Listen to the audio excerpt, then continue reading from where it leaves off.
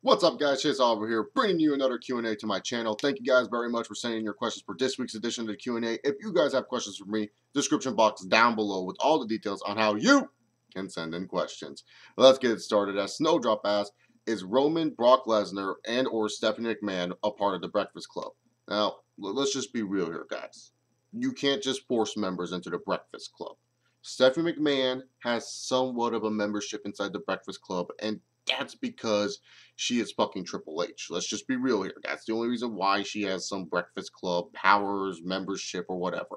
Brock Lesnar, he is definitely not a part of the Breakfast Club. If anything, he's the Breakfast Club's biggest cash cow. Whenever a Breakfast Club member needs to face someone at a big pay-per-view, oh, let's just face Brock Lesnar and make 7 figures, and it doesn't matter if we win or lose because we know we're going to main event the show with this motherfucker.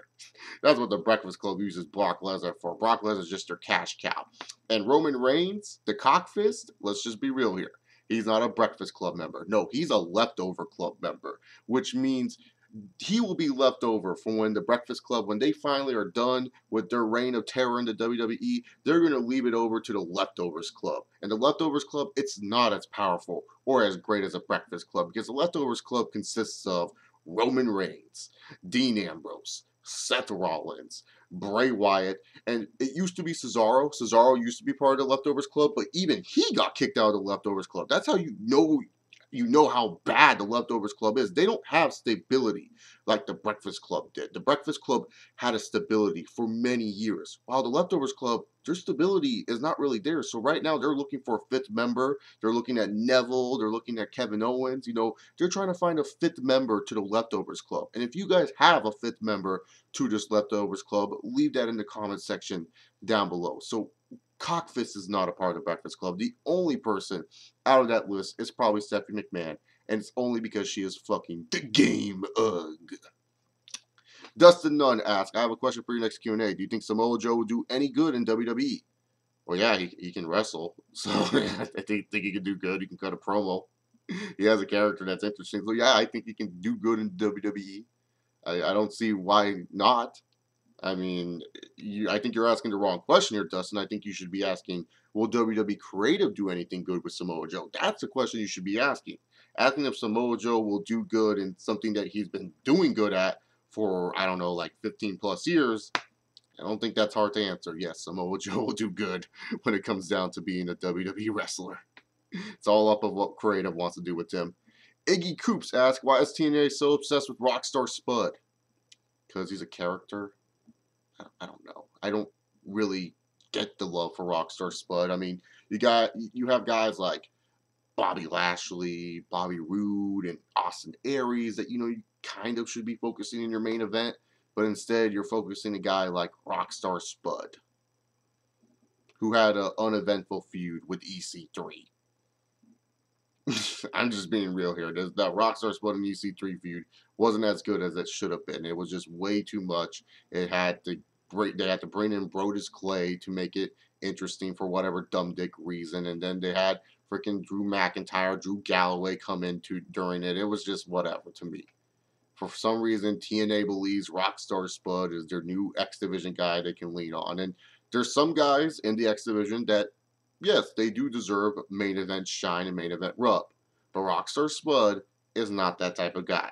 And the fact that TNA is forcing this dude down our throats to make us care about him is dumb.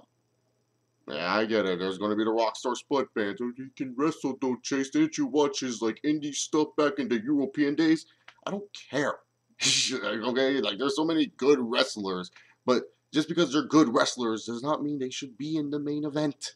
Not every wrestler should be in the main event. I don't think IWC people understand that. Heck, I don't think a lot of people understand that. Rockstar Spud, the fact that he's facing Kurt Angle next week for the title is a joke. Just saying, it's a complete, utter joke. I'm all down for the underdog story, but seriously, who's going to believe that Rockstar Spud could beat Kurt Angle? I mean, if you told anyone, oh yeah, dude, this guy named Rockstar Spud is facing Kurt Angle, they'd just laugh at you. Rockstar Spud. I mean, don't get me wrong, he's an entertaining character, but seriously, what a joke. Stephen Bradley asks, could Andre the Giant and Yokozuna main event at a WrestleMania, and which WrestleMania if Andre was in his prime? Yeah, they could have definitely main evented a WrestleMania, and I would go with WrestleMania 9. Have it where Yoko beats Andre and becomes a new monster to WWE. Why not? Or to WWF at that time. Diamento asks, should Jesus ever accept one of John Cena's open challenges? Are you asking about Jesus, like Jesus Christ, JC? Or are we talking about Jesus, the legendary Jesus that stabbed John Cena in a nightclub back in December of 2004? Because really, to be honest, if you're talking about Jesus, oh, hell yeah. You know, there's still so much of a story that you could do with Jesus and John Cena. I mean, Jesus got the beatdown of the lifetime by John Cena at Armageddon 2004 and never got revenge. It would be a perfect story and one that I think a lot of fans would pay money for. Let's see, what's the next question? Chase Allen asks, what do you think WWE needs to do in order for people to stay interested in Bray Wyatt? Find a feud that's interesting for Bray Wyatt. I mean, there's Randy Orton kind of just standing there doing nothing. Go feud Bray Wyatt with Randy Orton. People seem to still care about Randy Orton right now. People still love Bray Wyatt for whatever reason. The WWE's not giving you a good enough reason to love this guy, but people are still behind this guy. So why don't you feud him with Randy Orton right now, where you know that is a potentially interesting feud. You know you're going to get a good match out of it. And you know you're going to get somewhat good, at least interesting promos from both Bray Wyatt and Randy Orton. It won't be like most Bray Wyatt cases where he has to carry the feud by cutting the same dumb dick promo every single time. At least Orton could counteract with him. And Orton's an interesting enough character because he's somewhat still of a psycho, unleashed, like he has no limits character. So it would work well with what they're doing with Bray Wyatt. So I don't know. Just have him feud with people who we actually care about. Largest 85 asks, what if Taker had formed a Ministry of Darkness before the Attitude Era, say around 1994 or 1995? Would it have been good? I don't know if it would have been good around that time because both WWF and WCW were very hokey when it came down to their bookings. Like, it was just a joke what you were seeing on television back then. So I don't know if it would have turned out pretty good. It probably would have turned out really, really, really cartoony. And let's keep in mind, at that time, Undertaker was feuding with John Gonzalez. Oh, God. It was feuding with the John Gonzalez in that situation. So, it could have been good if WWE went with what the Ministry of Darkness was in the Attitude Era. But around back in that time, in 94, 95, I don't know if it would have turned out really good, man, at all. Oh, God. It would just be like the Dungeon of Doom. Instead of Hulk Hogan, you have Bret Hart go to, like, the cemetery or something. This dirt is too hard.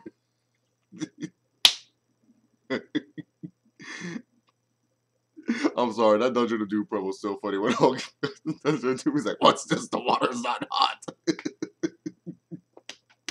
It's not hot. Then watch movie. Oh, Diamond Spoon asks, what if John Cena and Bo Dallas joined the New Day? Would be the Believers or Triple Deck Oreo? Would they be the Believers or the Triple Deck Oreo? The Triple Deck Oreo is an interesting name, but they would be the Believers because WWE doesn't know how to think of creative names. Oh, God. Let's see what we have here. Dave Lester asks, how long do you give WWE before they ruin Samoa Joe and Kevin Owens? Samoa Joe, let me see what he does on the main roster first, man. I can't really judge Joe on NXT. I mean, because he's on NXT right now, and that brand seems to have somewhat consistency when it comes down to top indie guys going there, so I can't really say. As for Kevin Owens, all depends on how he does during the Cena feud. I mean, yeah, he beat Cena clean at WWE Hell in a Elimination Chamber. Why did I call that Hell in a Cell? But he beat Cena clean at Elimination Chamber. But we still have to kind of wait and see what's the aftermath. Like, what happens at Money in the Bank, and then what happens at SummerSlam, and so on and so forth. Because, you know, I'm loving me some Kevin Owens right now. Kevin Owens is by far one of my favorite guys to watch on WWE television. But it's all up onto what they do with these next up-and-coming matches with John Cena. So, really, to be honest, if they have Cena win at Money in the Bank, you could say they're ruining Kevin Owens way too soon. Because really, to be honest, why does Cena need to beat this guy at Money in the Bank? How come we can't just have a guy that John Cena can't beat? You know, that can hurt someone's credibility if they lose to John Cena because John Cena is the benchmark for the WWE. So you know, they could ruin Kevin Owens as soon as Money in the Bank. So who knows? Like I said, it's all up into what they do with this Cena build. Dave Lester asks, how long do you... Oh, here, you already asked that question. Dustin Nunn asks, okay, Dustin, you asked a Twitter question, and now you're asking a YouTube question. You can't be cheating with this situation. You either ask one YouTube question or one Twitter question. No cheating in the Q&As, but I'll answer this question anyways. I have a question for your next Q&A. Do you think WWE will let Ryback become the next WWE World Heavyweight Champion? No. I love the big guy, but seriously, you have like Cockfist Roman Reigns, you have Dean Ambrose, you have Kevin Owens right now. Really, you're going to ask Ryback to become the next champion? The one to beat Seth Rollins? Screw that shit. Dean Ambrose or Cockfist have a better chance at freaking becoming champion before Ryback. Like, I love the big guy. I'm happy for him. I'm glad he's IC champion. Let him be that first, and let's see what he does with the IC title before we talk about this guy winning the World Heavyweight title. Hell, he should be a former world champion by now, but WWE's stupid. Michael Murray asks, why is it that NXT stars have full names like Kevin Owens, example, and they make the move to Raw and suddenly they're Owens? Why is it a problem for a wrestler to have a full name these days? I guess mainly because these are two options. I don't know how to really answer this question because, one, I don't work for WWE Creative. You know, I may have creative ideas, but I don't work for WWE Creative, and nor would I want to because that just sounds like a hellhole. I do not want a freaking 70-year-old man trying to tell me what to do when he's way past his prime and way out of touch.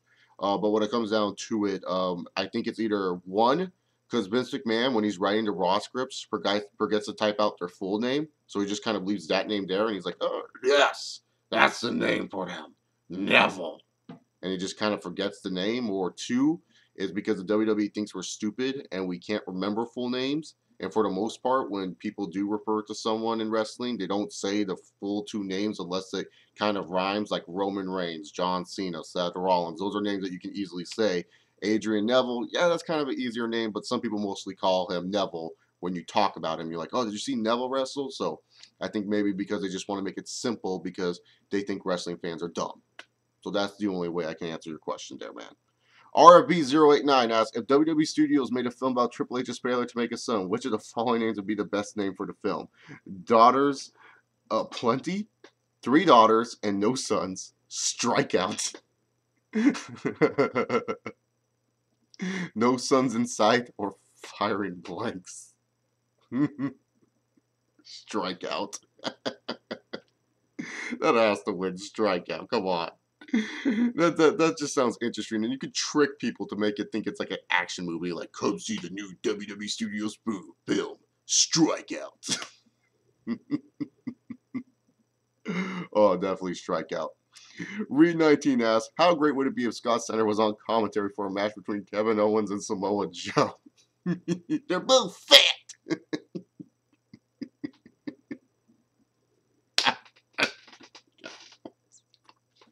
You know, Scott Steiner just talking about how fat they are, and oh god, that would be tremendous. I saw a meme. You know that Samoa Joe, that Scott Steiner promo during the Main Event Mafia, where he was rambling and bambling, and he was all like, at the end, he's like, Samoa Joe, he's fat, and he just screams, and Kurt Angle's telling him to calm down. Well, I saw that with Kevin Owens. It was like, Kevin Owens, he's fat, and I just started laughing. Scott Steiner. Redwood316 asks, hey Chase, did you see Avengers Age of Ultron? If so, your thoughts on it? It was good. I wouldn't say it was great. I wouldn't put it in my like top 5 best superhero movies of all time, but it was good for what it's worth. I felt that the movie didn't really have a good enough pacing. Like the Hulkbuster versus the Hulk fight. And by the way, yes, I'm going to talk about spoilers in here. If you haven't seen Avengers by now, what are you doing? I mean, that movie has been out since like flipping May. It's June now. If I upset anyone that hasn't seen the movie, I'm sorry. But I'm going to talk about it. But that Hulkbuster versus the Hulk fight, that should have been like in the end. You don't put a fight like that in the middle. Like that fight was so intense, so hyped, and so much better than the final fight. That should have been near the end. That should have been like when I first saw that scene, I thought Ultron took control of the Iron Man suits, and that he took control of the Hulkbuster fight. I thought that was going to be one of the final fights, but no, it's like slap dab in the middle. It's like in a wrestling card where you get the match of the night slap dab in the middle, and then the rest of the card can't follow up with it, because that's what happened with Avengers Age of Ultron. They had the best fight in the middle of the movie, and then afterwards nothing can really follow it. I mean, and they also had the Spider-Man 3 effect where they add way too damn much into superhero movies. I mean, if you didn't watch any other like of the Avenger movies, you would be so lost, because the first Avengers, you don't necessarily need to watch, you know, all the movies before that lead up to the Avengers. They kind of give you enough backstory, and they kind of get you into the movies anyways. They kind of like give you enough so that way you don't have to go watch Captain America, Thor, Iron Man 1 and Iron Man 2 and the Hulk that came out in 2008. You could just go there and just say like, holy crap, this is cool, all the superheroes are together. But if you didn't watch any of the movies before this one, you would be so lost on a lot of the jokes that are going on in this movie, so lost on, you know, so many characters in this movie. Like my mom during the movie, she was like, that's War Machine? Like she forgot that that dude was War Machine. She didn't even remember Falcon at all. She was like, wait, who's that guy with the wings at the end of the movie? Like, you have to remember all the characters. And not only that, they add in Scarlet Witch and Quicksilver, and then there's Vision, and it's just way too much to absorb. And also when it came down to Ultron, it was just like, Ultron was a huge disappointment. It was just like, his plan was like so boring. It wasn't Ultron-esque. Like, Ultron's all about like taking over the world, not destroying the world, which kind of upsetted me. Was like what they wanted to plan for him to do was just to destroy the world, instead of like, you know, taking over the world with all the machines that we have. It was just such missed potential. Like, I get where they were trying to go. They were trying to make sure Ultron didn't stay for more movies, but frick, I think Ultron could have lasted another movie. Hell, you could even bring him back for Cap 3 Civil War, and that's the reason why Captain America and Iron Man are fighting, is because Iron Man created Ultron, and they live in this world now where Ultron rules, and then they start fighting, and then they put their differences aside, they stop Ultron, and then you can bring that up into the future movies.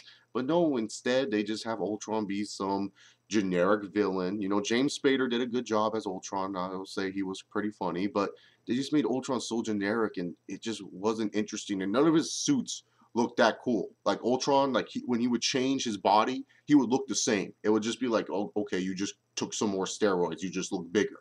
It was just, to me, that Ultron wasn't what I was expecting. I was expecting Ultron to take over all these freaking robots, and the robots would be destroying people in the world and stuff like that. All the Iron Man suits and stuff. That would have been sick. But instead, it was just kind of like Ultron wants to crash a meteor on the Earth and destroy it, even though that would destroy him as well. What a fucking moron.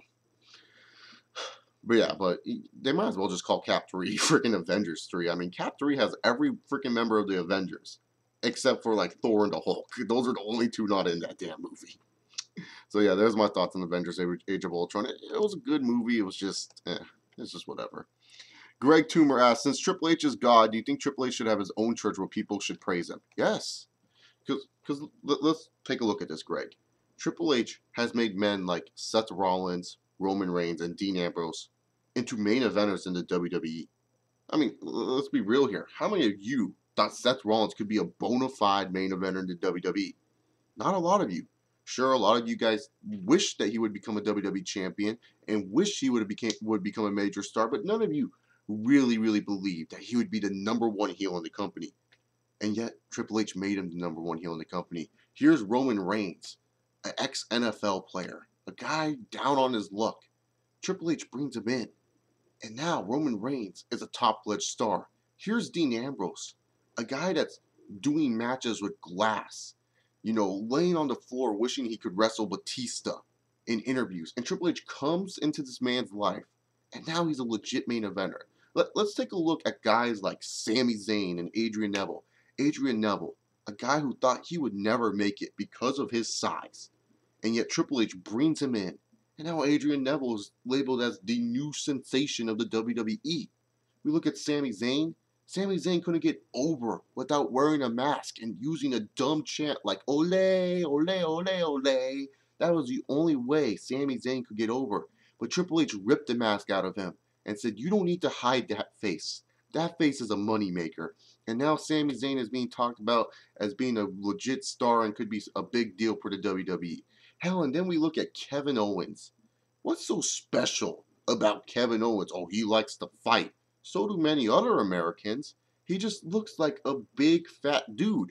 But Triple H has made this big fat dude into a fighting machine. He's made this big fat dude into a big deal. Do you people not understand how many lives Triple H has saved? You know, so many people want to talk about the bad of Triple H and how he's ruined and buried lives. But Triple H had to ruin and bury lives of people who were already successful. Booker T, Goldberg, Scott Steiner, those guys already had their success. But when it came to guys that needed it the most, Triple H helped them. He made them better. You look at Randy Orton. Randy Orton, an ex-military guy. What did he do? He put his faith into Triple H, youngest world champion ever. You look at Ric Flair, guy with alcoholism and all these divorces. You put him with Triple H for that short time, Ric Flair is on the right track of life. He's living and he's styling and profiling and he's having a good life. You look at Batista. Batista was a guy that, you know, pretty much got injured. And until he believed into Triple H, no more injuries. And now he's a Hollywood movie star. Do people not understand the gifts that Triple H gives? Do people not understand that Triple H is a true god of professional wrestling? He truly saves lives. I don't get it. You know, people think that we just throw Triple H as God as a joke on here and think we're being sarcastic when we say that. But no, we're talking real life situations. Literally ponder and think about it. You look at that. You look at what Triple H did with NXT. If that's not good enough proof, I don't know what is.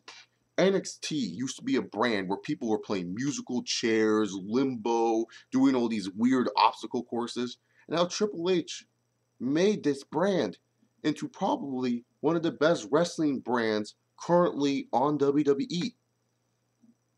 Triple H is God, and yes, we should have a church to praise him. Because if I had Triple H in my life, shit, my life would be beautiful right now. The Ultimate WWE Apologist asks, are you happy that TNA is possibly going out of business? I know I am. No. I hope TNA doesn't go out of business. I hope it remains strong and finds another network once Destination America cancels it. Clarkson, the Iron Man 316 Lopez asks, what's your favorite Super Bowl game of all time? The Rams versus Titans. I loved Kurt Warner. Kurt Warner was one of my favorite players to watch in the NFL.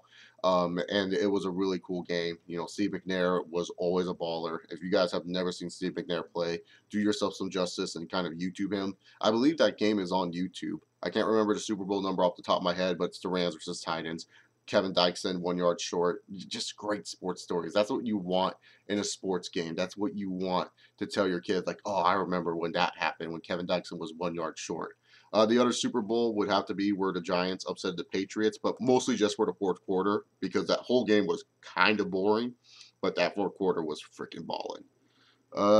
Real Heel asks, in your opinion, what's the stupidest decision WWE and TNA has ever made and why? The stupidest decision WWE has ever made was continue over to Edge 1999 after Owen Hart passed. They should have just ended the show right there. There was no reason why it should have continued, and it brought a bad rep into the WWF at the time. And for TNA, letting Jeff Hardy wrestle while he was under the influence in one of your pay-per-view main events. You know, 2011 wasn't really that good of a year for TNA. A lot of people were, you know, judging the product that they were watching, and I don't think it makes sense to send Jeff Hardy here. I don't care how big of a star he is. I don't care if he's wrestling Sting for the main event. I don't think it makes much sense to send this dude under the influence. It just shows that you don't give a fuck about the people paying for your pay-per-view, and you don't give a fuck about the fans that were in attendance there. And that's kind of what turned people off from TNA Impact Wrestling. I'm pretty sure a lot of fans just feel like, hey, if they're going to throw someone out there that's obviously not in the mood to wrestle, why in the hell should I give a fuck about them? Just being real here. That's one of the things that you kind of think about with TNA. That's one of the dumbest things they've ever done. Why would they throw someone that's under the influence out there in the middle of the ring to wrestle in front of a crowd in your main event match? That's just stupid. Who would do such a thing? Jay Walker asks, which would you rather do, work out with Gunner or take a shower next to Garbage Man in the locker room? Work out with Gunner, because I don't have to talk to him. I can just ignore him, play my music. And plus, I probably would try to avoid seeing Garbage Man naked at all costs. Jake Loomis asked, did you watch the XFL back in 2001? No, I did not watch the XFL. I didn't really care about any football. When it came down to it, that wasn't college football. I only watched Super Bowls. That was as much NFL I would watch, and the casual Bears game here or there because my dad was a Bears fan. But for the most part, I did not watch any other football unless it was college football. Joe Juicy asked, if I told you in 2006 that The Miz was going to main event WrestleMania 27 against John Cena for the WWE Championship, would you believe me? Oh, hell no. I want to believe you that this dude wearing a fedora coming out going, hoorah, was going to main event against John Cena, who at the time was being built up as the #1 face of the company. Hoorah, Cena, I'm going to beat you for the belt. Hoorah. I'm like, hell no. I mean, if you would have told me, hey, you know, Miz has the potential of maybe becoming a WWE champion, I would kind of go, a little bit. He can talk, so that he has something going there for him. But I would definitely not believe you main eventing against John Cena. Now, if you would have told me John Cena would be main eventing WrestleMania 27, I wouldn't believe you. I would be like, are you sure? I'm pretty sure Triple H and Shawn Michaels is due for another WrestleMania main event. Because I am the game. Mr. Juicy asks, which or who are some of the current wrestlers on the current WWE roster that you feel should get released? Zack Ryder, you're not doing anything with him. Get rid of him. Mojo Rawley, he sucks. Get rid of him. Garbage Man, because he deserves it. Yeah, I'm being dead serious. Garbage Man deserves it. Kofi Kingston, because he can do better outside of the company. And Cody Rhodes, because he can do better outside the company. So there you go. Those are the wrestlers that I feel like should be released. Some of them positive, you know, because they could do better things outside the company. For the most part, just guys that the WWE is not using, nor do I care about, or do I think that suck. Slapnuts 2000 asks, if I told you back in 2001 that Kane and Big Show would still be relevant in 2015, would you believe me? I don't know. It's so sad to think about that, man. It really is like 14 years ago. 14 flipping years ago, these motherfuckers were on our television sets, and they still are.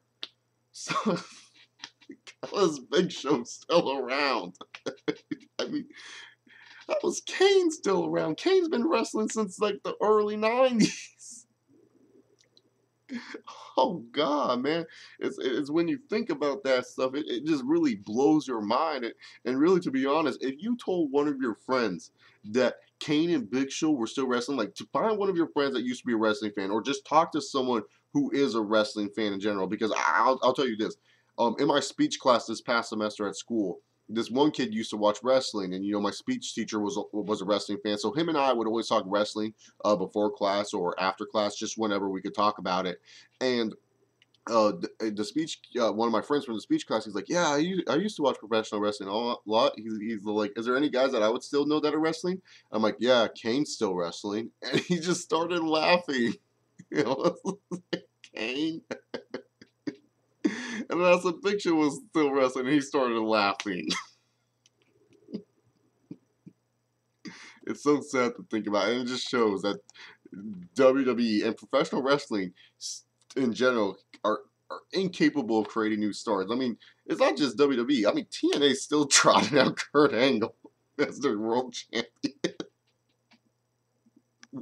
Yeah, I don't give a fuck if he's one of the best wrestlers in the world. Kurt Angle's still a world champion somewhere. We're like, the fuck, this ain't 2000.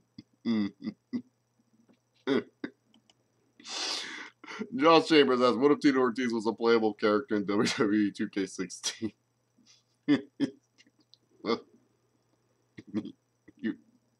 It'll be a 99 overall.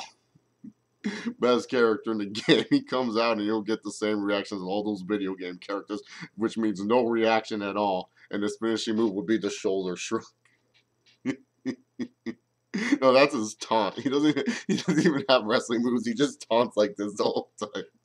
And he still wins. John Cool asks, what do you think TNA could have done to become a better product, to become more successful and not get hated on back into IWC in 2010? Feature younger TNA talents more.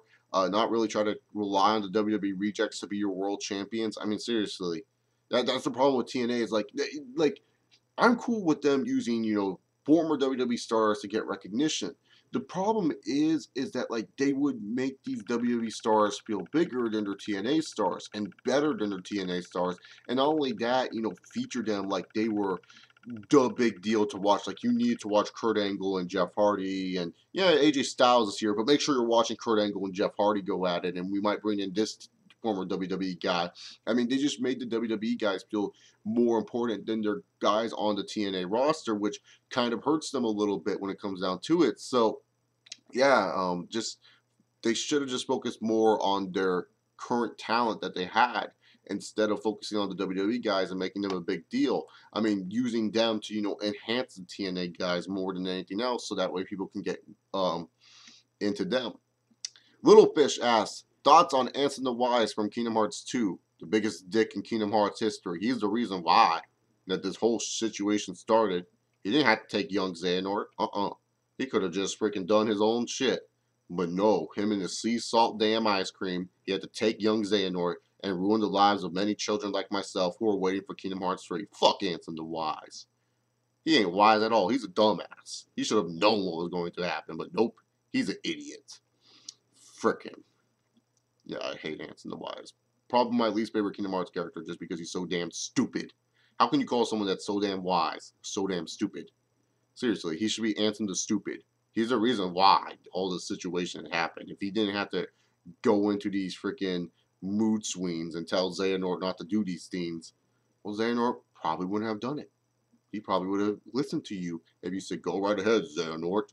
See what happens when you let the darkness inside your heart. But no, he's an idiot. Fuck him. Alright, enough ranting about Anson the Wise. Jack the Talking Dildo asks, thoughts on Bruce Jenner's transitioning into a woman called Caitlyn Jenner. Good for her.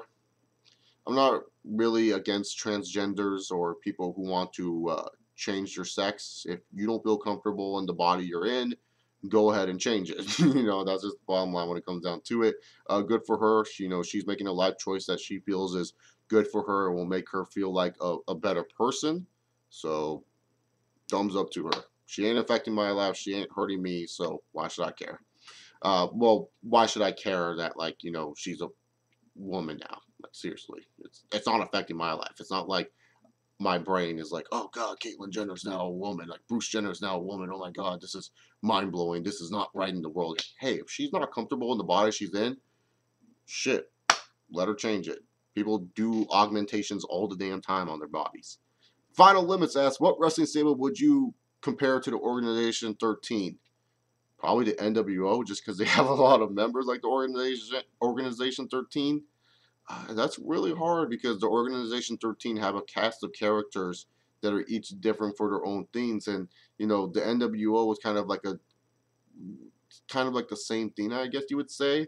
You know, I would say the Dungeon of Doom, but they don't really have as much members as the Organization 13, so you have to also compare them with numbers as well, man. It's not really that hard. I can't just grab the Organization 13 and say, oh, they're like Evolution. Well, Evolution only had 4 members. Organization 13 has 13 members. Technically 14 members if you want to include Shion in that. Good Mic Work asks, which title win at WrestleMania, the fake Good Mic Work, by the way, which WrestleMania title win felt more special? Pegasus Kid's title win at WrestleMania 20 or Daniel Bryan's title win at WrestleMania 30? The Pegasus Kids won, and that's why it kind of hurts the most. That's like a WrestleMania moment we're going to forget, because, you know, it was like that long journey of him becoming the world champion finally in the WWE, because Daniel Bryan already held the title like a bunch of different times in the WWE. It wasn't like this was Daniel Bryan's first world title win underneath the WWE banner. As for the Pegasus Kid, it was his first WWE title win under the WWE banner, and especially because his WCW title reign was a joke. It only lasted like, what, 2 days before he vacated the belt to jump ship to the WWF. So, yeah, definitely Pegasus Kids, just because it was a long journey that you kind of were happy to see end for him, you know, winning that world title on the grand stage of them all. So anyways, guys, that's it for this week's edition of the Q&A. Yes, I know it went long, but hopefully it makes up for the lack of videos that I haven't been really uploading to my channel. I look to get back into the swing of uploading again soon. It's just, you know, with work and summer vacation starting, I kind of just want to relax a little bit, and then soon enough you guys will see more videos on this channel, like, you know, talk about Money in the Bank that's coming up, talk about Kevin Owens. I bought some t-shirts from WWEshop.com, and once those come, I'll do a WWE Shop unboxing, you know, all the good stuff that you'll see on this channel. So expect more videos coming up this summer. Hope you guys enjoyed this video. I'll see you all next time. Enjoy your day. Peace.